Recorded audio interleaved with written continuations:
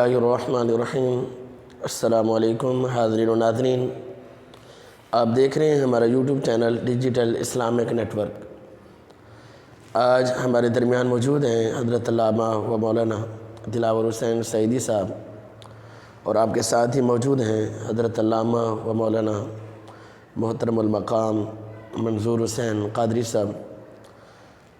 آج ہم گزارش کریں گے جناب علامہ دلاور سعیدی صاحب سے کہ وہ گفتگو فرمائیں کہ لوگوں کے درمیان صلح کرانے کی قرآن و حدیث کے اندر کیا فضیلت ہے، کیا فضائل ہیں۔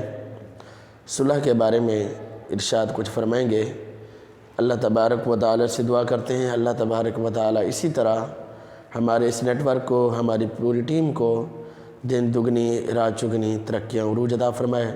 محترم جناب علامہ دلاور حسین سعیدی صاحب۔ نحمدہ ونصلی ونسلم علی رسولہ الکریم، اما بعد فاعوذ باللہ من الشیطان الرجیم، بسم اللہ الرحمن الرحیم۔ ڈیجیٹل اسلامک نیٹ ورک کے ناظرین کو السلام علیکم ورحمۃ اللہ وبرکاتہ۔ یقیناً ہمارے ناظرین، ہمارے ویورز ہماری نئے ویڈیو کے منتظر ہوں گے، تو آج جس ٹاپک پہ مجھے بیان کرنے کا موقع دیا گیا ہے، یہ ٹاپک بہت ہی اہم ہے۔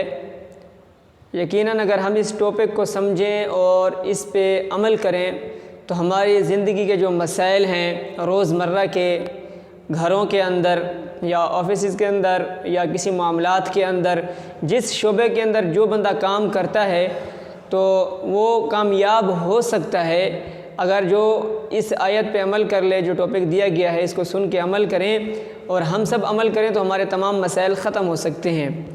میرا ٹاپک ہے کہ لوگوں کے درمیان صلح کرانا یا صلح سلوک کے ساتھ رہنا۔ یقیناً ہر گھر کے اندر ناچاکیاں ہوتی ہیں، تلخ باتیں ہوتی ہیں، اختلافات ہوتے ہیں ہر شعبے کے اندر۔ اگر کوئی اسکول میں ہے تو اسکول کے اندر، اگر کوئی کمپنی کے اندر ہے تو کمپنی کے اندر، جس شعبے سے بندہ ریلیٹڈ ہے اس کو مسائل کا سامنا کرنا پڑتا ہے۔ تو اس بارے میں اللہ رب العزت نے قرآن پاک کے اندر ارشاد فرمایا انما المؤمنون اخوہ، فرمایا کہ بے شک جتنے بھی مومنین ہیں، مسلمان ہیں، آپس میں بھائی بھائی ہیں۔ فَأَصْلِحُوا بَيْنَ أَخَوَيْكُمْ، تو آپس میں ایک دوسرے کے اندر جو ہے نا ہمیں صلح سلوک کرنا چاہیے اور صلح کرانی چاہیے۔ وَاتَّقُوا اللَّهَ، اور اللہ سے ڈرو، لَعَلَّكُمْ تُرْحَمُونَ، تاکہ تم پر رحم کیا جائے۔ یہاں پہ اللہ رب العزت اپنے محبوب صلی اللہ علیہ وسلم کے غلاموں کو اور اپنے بندوں کو یہ تعلیم دے رہا ہے، کیونکہ اللہ کو پتہ ہے، ازل سے وہ جانتا ہے، اس کے علم میں ہے کہ میرے محبوب کے غلاموں کے درمیان ناچاکیاں ہوں گی، اختلافات ہوں گے، جھگڑے ہوں گے، تو جھگڑے کا حل کیا ہے؟ صلح۔ تو اس بارے میں اللہ نے قرآن پاک کے اندر ہم کو تعلیم دی، ہم سب کو، کہ اس پہ عمل کیا جائے۔ ناظرین، آپ صلی اللہ علیہ وسلم نے ارشاد فرمایا کہ صلح کے لیے بندہ اگر کوئی جھک جائے، اگر اس کو یہ ڈر ہے کہ میرے جھک جانے سے، صلح کرنے سے یا صلح کے اندر پہل کرنے میں میری عزت کم ہو جائے گی، تو آپ صلی اللہ علیہ وسلم نے ارشاد فرمایا کہ بروز قیامت وہ مجھ سے عزت لے لے۔ کہ اتنا بڑا مقام آج ہمارے معاشرے کے اندر بہت ساری خرابیاں پائی جاتی ہیں۔ ان میں سے یہ خرابی بھی ہے کہ اگر ہمارے درمیان اختلافات ہو جاتے ہیں، کوئی تلخ باتیں پیدا ہو جاتی ہیں، ہمارا گفتار صحیح نہیں ہے یا ہمارا کردار صحیح نہیں ہے، ہماری سیرت صحیح نہیں ہے، تو ہم ایک دوسرے سے ناراض ہو جاتے ہیں۔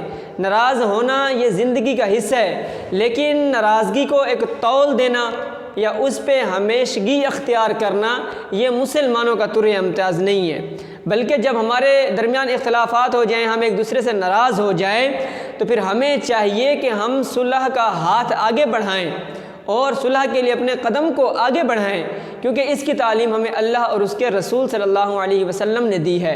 ایک مرتبہ ایسا ہوا کہ امام حسن اور آپ کے بھائی محمد بن حنفیہ آپس میں دونوں کا اختلاف ہو گیا۔ اب یہاں سے یہ بھی ثابت میں کر رہا ہوں کہ یہ جھگڑا ہو جانا کبھی کبھی رحمت بھی ہوتا ہے۔ اگر بندہ اس کو رحمت بنائے تو رحمت بن جاتا ہے، اختلاف ہو کبھی رحمت بن جاتا ہے اور کبھی زحمت بن جاتا ہے۔ اگر حق بات ہو، ایک دوسرے کی بات کو سمجھا جائے، وہ اختلاف ہو تو پھر وہ رحمت ہوتا ہے۔ اگر اختلاف ہو، بندہ ایک دوسرے کی بات کو سمجھے ہی نہ، کسی کے پاس کوئی جو ہے نا معتبر دلائل ہی نہ ہو، تو پھر وہ اختلاف جو ہوتا ہے وہ زحمت بن جاتا ہے۔ تو محمد بن حنفیہ اور امام حسن کا آپس میں اختلاف ہو گیا، تو محمد بن حنفیہ یہ حضرت علی کی دوسری بیوی سے جو ہے نا یہ صاحبزادے تھے، اور امام حسن دوسری خاتون یعنی فاطمہ الزہرا رضی اللہ تعالیٰ عنہ کے بطن اطہر سے تھے۔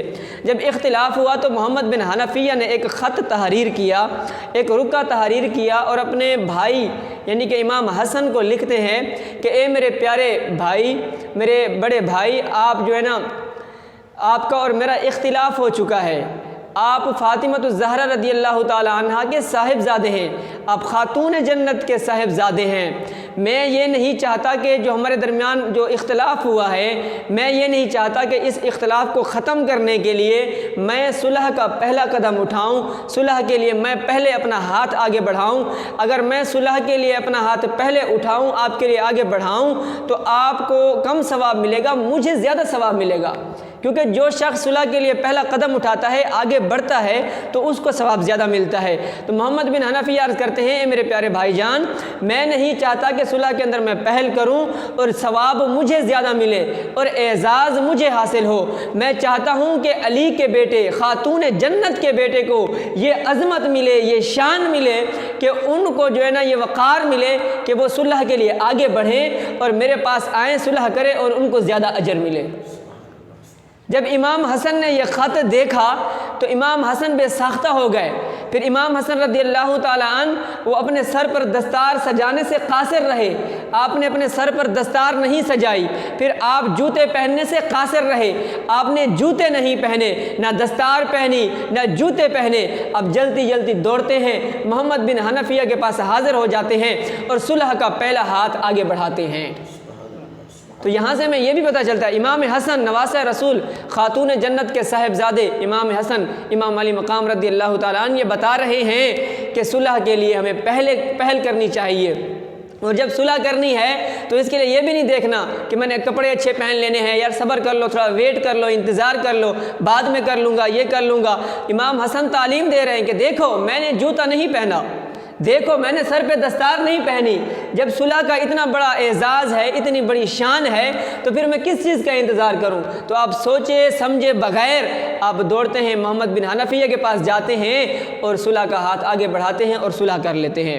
ناظرین، یہ ہے صلح کا طریقہ، انہی کے بارے میں اللہ پاک نے ارشاد فرمایا، انما المؤمنون اخوۃ فاصلحوا بین اخویکم واتقوا اللہ لعلکم ترحمون۔ ایک حدیث قدسی ہے، میں آپ کو وہ بیان کرتا ہوں۔ حضرت انس بن مالک رضی اللہ تعالیٰ عنہ روایت کرتے ہیں، رسول اللہ صلی اللہ علیہ وسلم نے ارشاد فرمایا، آپ صلی اللہ علیہ وسلم فرماتے ہیں کہ اللہ رب العزت ارشاد فرماتا ہے کہ بروز قیامت دو بھائیوں کا آپس میں جھگڑا ہوگا۔ یہ قابل غور ہے، اور اس حدیث کو میں جب بھی پڑھتا ہوں تو میرا دل خوش ہو جاتا ہے، اور اللہ کی رحمت سے جو ہماری نامایوسی ہوتی ہے وہ ختم ہو جاتی ہے۔ ویسے ہی مایوس ہونا حرام ہے۔